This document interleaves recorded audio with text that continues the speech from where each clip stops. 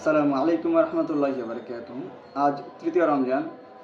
আজ আমি আপনাদের সামনে যে হাদিসটি উপস্থাপন করব তা হলো আন আবি হুরায়রা রাদিয়াল্লাহু তাআলা আনহু قال قال رسول الله صلى الله عليه وسلم ليس الصيام من الأكل والشرب إنما الصيام من اللغو والرفث فإن سبك أحد أو جهد عليك فقل إني صائم إني صائم।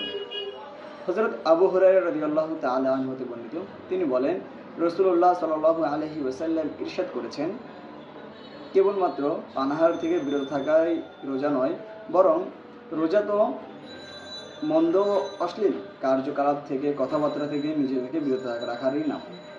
আর যদি কেউ তোমাকে গালি দেয় অথবা মন্দ আচরণ করে তোমার সঙ্গে, তবে তুমি বলো আমি রোজাদার, আমি রোজাদার। রোজার প্রকৃত অর্থ হলো শুধুমাত্র শারীরিক বিরতি নয়, বরং জিহ্বা, চারিত্রিক ও আত্মিক উন্নতি ঘটানো এবং সকল ধরনের পাপাচার থেকে নিজেকে বিরত রাখা।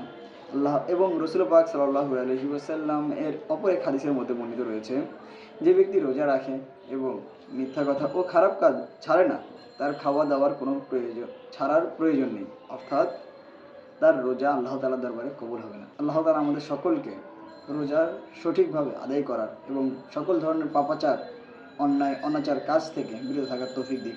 আমিন।